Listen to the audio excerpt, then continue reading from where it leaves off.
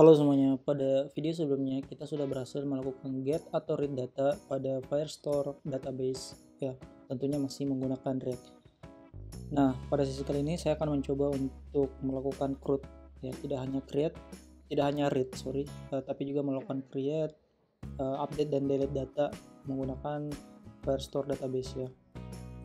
Nah, sebelumnya karena kita sudah berhasil untuk get data dan menampilkan datanya di sini, bagaimana kalau kita kasih sedikit style.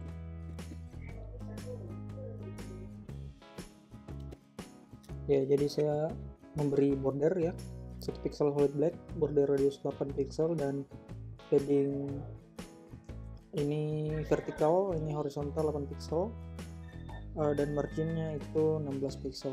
Nah, hasilnya seperti ini. Ini style saya ya, jadi teman-teman bisa melakukan style sendiri sesuai dengan seleranya masing-masing. Selanjutnya adalah saya ingin membuat satu halaman admin. Jadi idenya adalah di halaman admin nanti akan bisa melakukan manajemen data. Jadi tidak hanya untuk create data, tapi juga bisa melakukan create data atau buat data baru, delete, dan juga update data. Karena untuk home ini bisa diakses oleh siapa saja, role-nya apa saja, dan hanya bisa dilihat datanya, hanya bisa read data, tapi di admin nanti lebih lengkap ya, dan hanya bisa diakses oleh admin atau super admin. Nah, jadi ke komponen admin, sini saya akan bikin template komponennya dulu. Kalau sudah selesai, mari kita lihat di routingnya, path-nya ya, di /admin. Harusnya admin nih bos. Mari kita lihat di routingnya. Oh ya, di sini untuk path admin itu elemennya atau komponennya masih hardcode. Nah, di sini kita harus import ya file admin.js nya seperti ini. Jadi kita import dari folder components admin.js ya. Save. Nah, sekarang sudah sesuai dengan apa yang sudah kita bikin di komponen admin. Nah, idenya adalah kita melakukan read data juga di sini. Jadi sama dengan home, melakukan read data. Saya copy saja yang ada di home ini, fungsi-fungsinya. Nah, kita butuh listed, ada collection dari Firestore, detox dari Firestore, ada service DB database dari config Firebase yang sudah kita bikin di sini, dan juga ada use effect dari React yang kita perlukan. Nah, seperti ini. Lalu di halaman admin ini saya akan bungkus dulu pakai fragment, pakai tag kosong kayak gini ya. Nah, idenya adalah saya ingin bikin table, jadi agar datanya lebih enak dilihat dan lebih mudah untuk manajemennya, kita pakai table seperti ini. Table itu punya head ya, ini sama dengan tr, jadi dia punya baris dan kolom. Nah, ini sama dengan baris ya, tr. Lalu di sini kita bisa punya td-nya. Jadi untuk data-data mahasiswa atau students yang udah kita get di sini, itu akan ditampilkan sesuai dengan property atau field ya, nama fieldnya. Jadi mahasiswa itu punya apa aja sih? Ternyata kalau kita lihat di sini, mahasiswa itu punya beberapa field: jenis kelamin, jurusan, menikah, nama, semester, dan umur ya. Dan juga ini ada ID-nya. Jadi langsung saja di sini kita tuliskan nama properti-propertinya, ada nama, jurusan,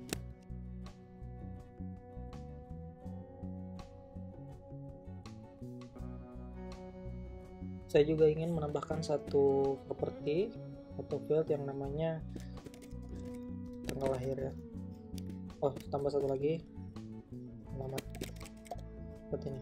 Kalau headnya atau table headnya sudah selesai dibuat, kita buat untuk body atau table body-nya. Nah, untuk table body ini itu akan berisikan baris dan kolom juga. Dia ada tr dan ada td-nya ya. Jadi yang mau kita map adalah tr-nya ini. Jadi kita tuliskan saja students karena kita sudah punya state students-nya ini atau mahasiswanya ya. .map, callback-nya seperti ini. Di callback-nya itu ada 2 parameter, yaitu untuk setiap map datanya. Jadi students sebagai student ya, dan parameter kedua itu adalah indeksnya. Lalu kita masukkan pair ini. Saya perbagus dulu untuk indentasinya. Nah, perlu diingat kalau menggunakan map di React.js itu kita perlu key untuk identifier setiap row data ya. Jadi key kita pakai index ya, karena index pasti unik. Lalu untuk td-nya kita sesuaikan dengan nama properti-propertinya. Jadi misalnya student.nama, dan disesuaikan dengan urutannya ya. Yang kedua itu jurusan.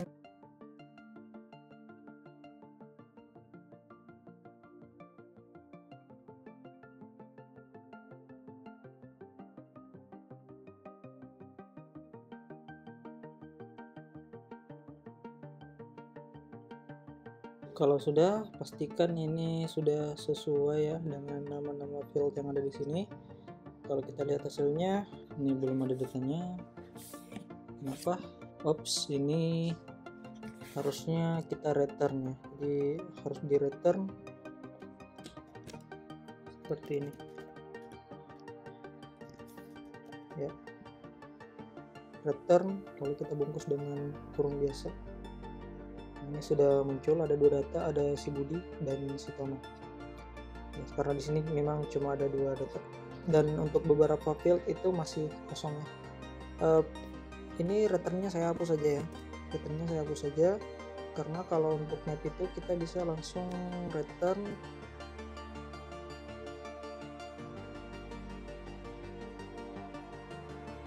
seperti ini ya. Jadi langsung di return aja kayak gini. Selanjutnya saya mau kasih sedikit style untuk tabelnya, karena tabelnya ini tidak cukup enak untuk dilihat. Jadi untuk tabelnya akan saya kasih border 1 pixel dan cell spacingnya itu sebanyak 4 pixel aja lah ya. Ups, bukan cell spacing tapi cell padding ya. Ya, seperti ini. Untuk tahap selanjutnya kita bikin dulu satu formulir untuk membuat data baru, karena datanya baru 2 nih. Dan tidak mungkin admin menambahkan data melalui database secara langsung ya. Nah, sebaiknya itu melalui sistem yang sudah kita bikin, melalui website yang sudah kita bikin. Jadi saya akan bikin formulir sederhana. Perlu diingat ya teman-teman, ini untuk stylenya saya tidak terlalu serius, jadi teman-teman bisa menerapkan style sendiri yang lebih cantik ya. Nah, di sini untuk formulirnya bikin tag form biasa, lalu nantinya kita akan punya beberapa inputan ya. Inputan apa saja ya? Inputan sesuai dengan properti-properti yang ada. Jadi ada contohnya, ada input untuk nama ya. Kita kasih placeholder nama, lalu nanti ada value nya, kita nanti akan bikin state field namanya ya. State field. Lalu untuk eventnya, ketika ada perubahan data kita pakai onChange. Kita akan pakai fungsi yang namanya handle change field ya. Mari kita buat state dan fungsinya dulu. Jadi untuk state fieldnya ini kita pakai useStep.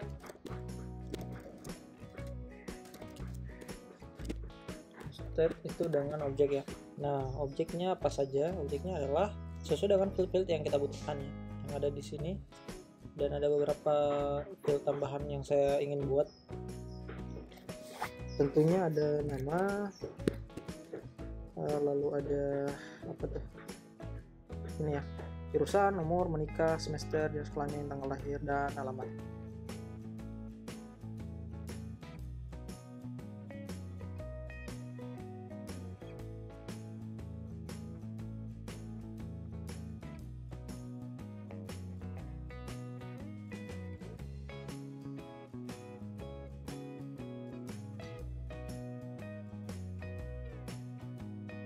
Kalau sudah, selanjutnya saya bikin untuk fungsinya handle change field. kita akan set field. Kita menerima semua properti yang ada pada field. Ini istilahnya apa ya, iteration ya, iterasi objek. Kita mengembalikan semua data yang ada dalam field, lalu kita update sesuai dengan name-nya. Karena di sini saya pakai name-nya, saya akan pakai name untuk setiap inputan. Name-nya nama, jadi nanti kita akan tangkap di eventnya. Ini ada eventnya, saya persingkat dengan gitu, event.target.name ya.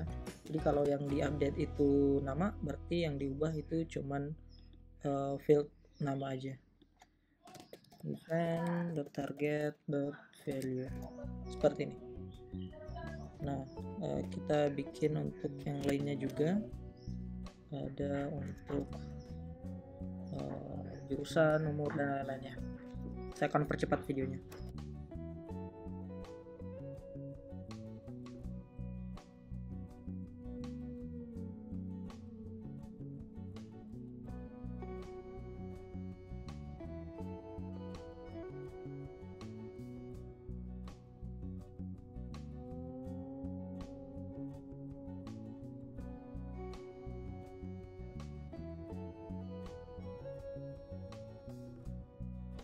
Kalau sudah selesai, mari kita lihat hasilnya.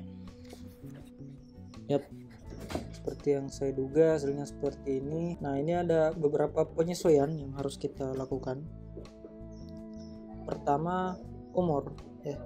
Umur itu tipenya number, bukan teks. Jadi di sini kita perlu define untuk tipenya itu adalah number, angka.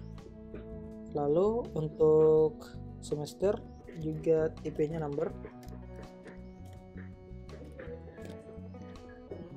Selanjutnya untuk menikah itu dia bolehan ya, dia bolehan. Jadi kita akan pakai tipe checkbox. Jadi kalau dia udah menikah dia checkbox gitu. Nah, untuk tipe checkbox dia tidak pakai value, tapi dia menggunakan check. Lalu untuk on change-nya nantinya tidak mendapatkan value, tapi check ini. Nah, makanya kita perlu membuat handle sendiri untuk tipe checkbox. Jadi saya akan bikin handle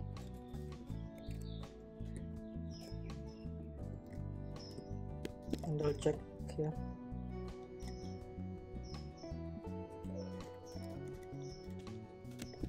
Ini akan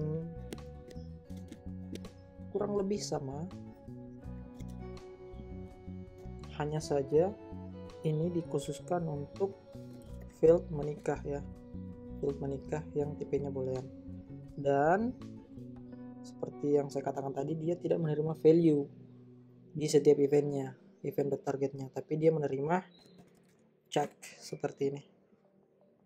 Nah, kalau saya save, nah ini dia ya, harusnya bisa dicek dan uncheck.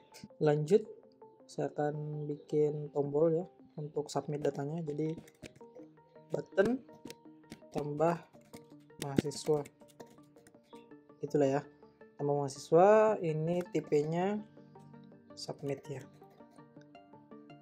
Nah, di formulirnya kita bikin event on submit seperti ini.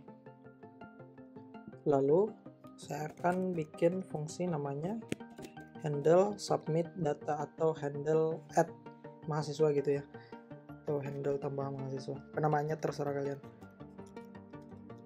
Handle submit. Nah, di handle submit ini dia juga menerima event. Ini kita bisa gunakan untuk event bubbling, jadi prevent default ya, karena behavior default dari form ketika disubmit itu akan merefresh browser. Jadi kita prevent defaultnya supaya dia nggak nge-refresh browser ya. Lalu apa yang akan kita lakukan? Kita akan menambahkan semua data yang kita masukkan ke formulir ini ke dalam database ya, dalam database. Jadi kita sederhananya akan menggunakan mahasiswa ref ini, lalu kita tambah datanya. Jadi di sini untuk fungsi get data ini kan ada nih variabel lokal di get data bernama mahasiswa ref. Saya akan jadikan dia variabel global, jadi saya akan keluarkan dari fungsi get data ini supaya dia bersifat global dan bisa dipakai di fungsi-fungsi yang lain. Salah satunya di fungsi handle submit ini. Nah, di handle submit ini saya akan pakai satu metode yang disediakan oleh Firestore, yaitu add doc ya, jadi menambahkan dokumen. Nah, kita tambahkan dokumen kemana? Kita tambahkan ke dalam ya collection mahasiswa. Jadi di sini saya akan panggil add doc. Nah, doc ini kalau kita hover, dia katanya memerlukan collection reference dan value-nya. Jadi karena reference-nya tadi sudah bersifat global ya, kita bisa langsung masukkan mahasiswa ref, lalu datanya dari mana? Datanya dari field ini. Jadi tinggal tulis saja kayak gini field. Teman-teman bisa save. Nah, ini untuk stylingnya teman-teman bisa lebih kreatif dari saya ya. Ini saya kasih sedikit deh untuk kasih jarak aja. Jadi margin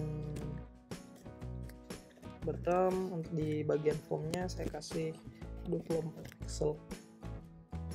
Nah, supaya ada sedikit jarak antara formulir dengan tabel ini. Jadi misalnya saya mau menambahkan satu data baru, ini menikah false, semesternya anggaplah dia semester 3, ini sekolahnya laki-laki, tanggal lahirnya, oh ya, untuk tanggal lahir ini harusnya IP-nya date ya, date, jadi pilih aja tanggal lahirnya, alamatnya saya masukkan random aja ya, lalu saya klik tambah mahasiswa. Nah, ini datanya sudah bertambah di database, tapi kok tidak muncul ya di sini. Nah, kita perlu melakukan refresh ya teman-teman. Nah, ini dia datanya sudah masuk. Nah, bagaimana caranya supaya kita tidak melakukan refresh setiap ada penambahan data ya? Nah, sebenarnya di Firestore itu kita bisa get data secara real time. Jadi ketika ada data baru yang ditambahkan, dia akan langsung muncul gitu di bagian get-nya. Nah, tapi itu tidak akan saya bahas di sini. Cara lainnya agar datanya bertambah secara otomatis di layar browser ya, di bagian handle submit, di add doc-nya kita bisa pakai metode yang namanya den. Nah, metode den. Jadi .den kita butuh callback di dalam metode den ini seperti ini, pakai arrow function aja, callback, lalu kita panggil ulang get datanya. Jadi sederhananya kita panggil kayak gini aja, get data. Jadi setiap berhasil tambahkan dokumen, nah kita get ulang datanya supaya dia muncul di table ini. Nah, saya ulangi dengan data yang berbeda. Anggaplah dia sudah menikah, semesternya 4, jenis kelaminnya perempuan. Perempuan, tanggal lahirnya saya random aja. Ini juga tambah data. Nah, ini dia langsung bertambah secara otomatis. Oh ya, ini untuk menikahnya tidak muncul karena dia boolean ya. Jadi untuk menikah ini kita akan pakai teks dengan ternary operation. Jadi kalau student menikahnya true, tanda tanya kita kasih teks true gitu ya. Kalau belum, kita kasih false ya, atau pakai bahasa Indonesia aja, benar setelah menikahnya itu benar, atau menikahnya itu salah ya, belum menikah gitu. Nah, seperti ini salah Jusniati tadi dia tercentang ya checkboxnya, berarti dia menikah benar gitu. Selanjutnya adalah update data. Nah, ini ada beberapa data yang kurang lengkap, kita juga bisa melakukan update. Kita tambah dulu satu field di sini ya, di bagian head-nya kita bikin yang namanya actions. atau aksi lah ya, aksi. Nah, aksinya apa aja? Aksinya adalah hapus atau edit gitu. Jadi ada dua button di sini. Button pertama untuk edit datanya atau update datanya. Button kedua untuk hapus datanya. Nah, tampilannya seperti ini. Ketika kita ingin melakukan edit data, kita akan masukkan datanya ke dalam formulir, lalu kita update datanya. Idenya seperti itu. Tapi ada masalah dengan formulirnya, yaitu ketika kita tambahkan data, datanya masih terisi dengan isian-isian kita sebelumnya. Oleh karena itu, kita bisa tambahkan aksi sederhana di sini, di mana untuk field ini saya akan cut objeknya ya. Saya akan masukkan ke dalam variabel yang namanya default field. Lalu saya paste. Nah, ini adalah default field. Jadi untuk field ini dia akan berisi default field seperti ini. Ya. Kok kenapa bukan ini yang langsung dimasukkan ke sini? Nah, karena nanti ketika kita berhasil menambahkan data, kita akan set fieldnya. Jadi kita panggil set fieldnya, lalu kita isi dengan default field lagi.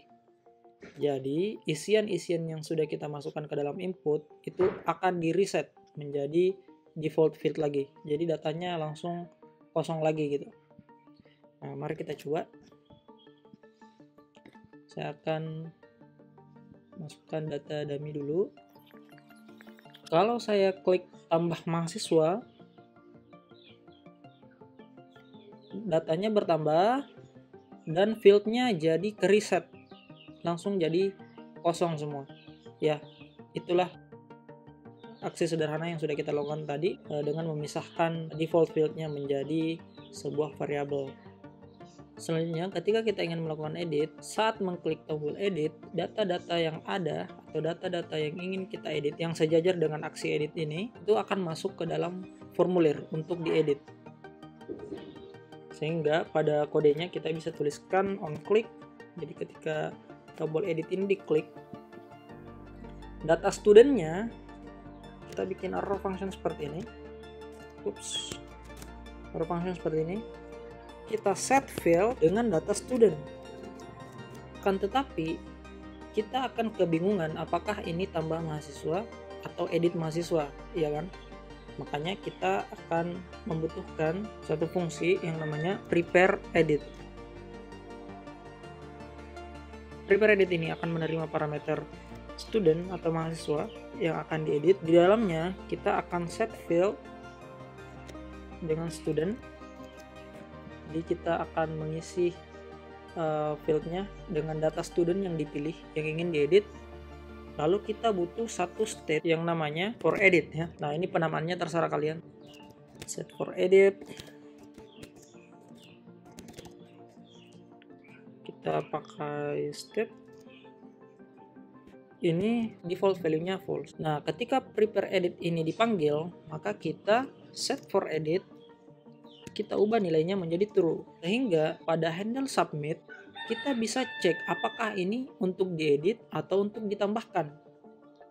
Jadi, saya akan bikin kondisi if for edit. Jadi, apakah dia untuk diedit? Kalau dia untuk diedit, kita akan menggunakan update doc yang diimport dari Firebase Firestore. Jadi, kita akan update docnya. Dan update doc ini akan menerima parameter berupa reference, yaitu dokumen reference, dan yang parameter kedua adalah data barunya. Jadi kalau kita mau update datanya, itu data barunya apa gitu. Karena mahasiswa reference ini adalah collection reference, sedangkan yang diinginkan oleh update doc adalah dokumen reference, bukan collection reference, maka kita perlu membuat reference sendiri. Jadi saya akan bikin referensinya di sini, mahasiswa doc reference. Nah, kita bisa memanggil doc di sini dari Firebase Firestore. Kita import, lalu bisa kita gunakan di sini, kita panggil documents. Nah, ini membutuhkan service Firestore-nya. Kita langsung masukkan db untuk parameter pertama. dan path-nya. Nah, ingat kalau dia dokumen reference berarti dia spesifik ya. Jadi kita akan masuk ke dalam collection mahasiswa, lalu kita mau ke dokumen yang mana? Itu dengan slash. Misalnya dokumen yang ini. Berarti ini kita bisa copy seperti ini. Oops. Nah, ini artinya kita ingin mengupdate mahasiswa yang ini. Tapi kan kita ingin mengupdate sesuai dengan apa yang kita klik. Ya, kalau kita klik yang Tono berarti kita mau update data Tono. Kalau kita mau klik Budi berarti kita mau edit data Budi gitu. Tidak melulu kita ingin update data yang ini, yang yang si Muhsin ini. Tidak mungkin kan? Oleh karena itu, untuk setiap raw data yang kita munculkan, kita memerlukan yang namanya ID. ID-nya dari mana? ID-nya itu adalah yang ini. Jadi ini adalah ID. Tapi kan ID-nya tidak ada di dalam setiap raw data. Oleh karena itu kita harus tambahkan secara manual. Jadi ketika get data, kembali kepada fungsi get data, di setiap loopnya saya akan bikin satu variabel yang namanya full data. Nah, ini akan berupa objek. Objeknya apa aja? Tentu saja kita akan masukkan semua data mahasiswa. Saya cut semua data mahasiswa yang ada, dan juga kita tambahkan ID yang diambil dari doc.id. Hanya saja di sini ada masalah. Masalahnya adalah doc di sini penamaannya mirip dengan doc yang ini. Oleh karena itu, doc yang di sini akan saya ubah menjadi doc reference dengan key S di sini, jadi S doc reference, sehingga tidak akan ada konflik di kode kita nantinya untuk penamaan variabel dan parameter. Kembali kepada full data, di sini saya sudah menambahkan ID dokumennya. Jadi saya sudah tambahkan ID, saya bisa langsung push data, yaitu variabel full data ini. Seperti ini. Jadi nantinya setiap mahasiswa akan mempunyai ID. Jadi saya akan tambahkan satu kolom di sini bernama ID. Lalu di sini saya tampilkan student.id. Oops, dokumen not defined. Yang ini di handle submitnya for edit kita pakai docref ya. Atau ini saya komen dulu.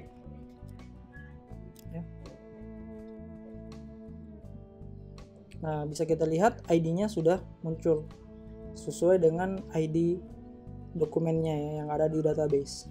Oke, kembali ke kode. Pada fungsi handle submit, saya aktifkan lagi kodenya. Kalau dia for edit, ya, kalau dia for edit berarti kita menggunakan docref ya. Dari mana docref ini? Dari sini ya. Dia sebenarnya doc, ya, penamaannya doc, tapi karena penamaannya sama dengan looping for each ini, maka saya ubah penamaannya, kita kasih alias docref ya. Jadi docref, lalu di sini ada update doc, update dokumen itu juga dari Firestore. Nah, update doc ini akan menerima mahasiswa doc reference. Oops. Seperti ini. Lalu kita masukkan field seperti ini. Nah, yang ini akan saya hapus, jadi saya akan pakai backtick ya, yang ada di bawah tombol escape. Backtick seperti ini. Nah, di sini saya akan tuliskan field.id. Kenapa field.id? Karena studentnya sekarang sudah punya ID. Ya, sudah punya ID. Setiap prepare edit, studentnya itu dimasukkan ke dalam field, sehingga field sekarang juga mengandung ID ketika tombol editnya diklik. Nah, update doc ini sama ya. Setelah update doc, kita beri method then, kita get data yang baru, lalu kita set field dengan default field ya, supaya fieldnya kosong lagi. Nah, sehingga prepare edit ini sudah bisa kita pakai. Saya copy, kita pakai di tombol edit. Jadi on click, prepare edit, seperti ini. On click, arrow function, prepare edit, kita kirim data studentnya. Save. Sekarang kalau saya klik edit pada data Muhsin, nah ini akan langsung masuk datanya ke formulir. Lalu kalau saya ubah, misalnya semesternya saya ubah jadi 4, lalu saya klik submit. Nah sekarang si Muhsin semesternya jadi 4. Jadi tapi ini tombolnya agak aneh ya, tambah mahasiswa ya. Jadi untuk tombolnya kita akan sesuaikan penamaannya. Saya akan pakai ternary operator lagi. Jadi kalau field .id ya, kalau field itu ada ID-nya berarti dia edit ya, berarti di sini edit mahasiswa atau update mahasiswa. Kalau nggak ada ID-nya berarti dia tambah mahasiswa. Nah kalau dilihat di sini ini masih tambah mahasiswa.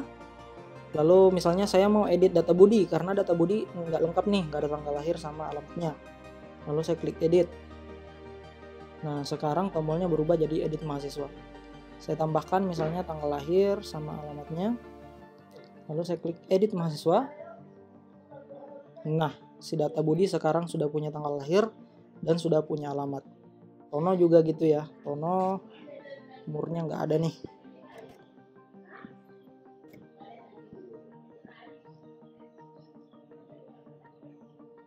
Nah sekarang si Tono sudah punya umur dan tanggal lahir. Untuk alamatnya saya belum isi. Ini ada beberapa masalah. Jadi data Tono itu malah bertambah ya, padahal for editnya tadi sudah benar. Nah itu karena di sini kita hanya melakukan satu kondisi. Harusnya di sini ada else ya. Jadi setelah diedit dia juga nambahin data gitu. Harusnya ada else seperti ini. Lalu kita masukkan add doc-nya atau buat datanya di sini di dalam kondisi else. Jadi kalau dia diedit berarti kita edit aja, nggak usah tambah data. Else berarti dia untuk ditambahkan datanya. Ada satu yang terlupakan, yaitu ketika sudah update ya, kita set for edit false lagi. Jadi setiap selesai update berarti kita ubah editnya jadi false lagi ya. Nah tapi ini sudah terlanjur nih, ada beberapa data yang double. Oleh karena itu kita memerlukan fungsi hapus ini berfungsi. Untuk fungsi hapus ini cukup sederhana ya teman-teman. Jadi di tombol hapusnya kita pakai event on click, arrow function seperti ini. Lalu kita langsung delete aja, delete student ya. Lalu yang kita kirim itu cuman student.id aja. Jadi cuman ID-nya aja yang kita perlukan untuk delete ini. Kita akan bikin fungsinya di sini, const delete student. Dia akan menerima ID studentnya atau ID mahasiswanya. Lalu sama ya, kita memerlukan referensinya seperti ini. Ini langsung ID-nya aja ya. Jadi delete student, lalu kita buat referensinya, dokumen reference dari student yang dimaksudkan dengan ID demikian yang dikirim.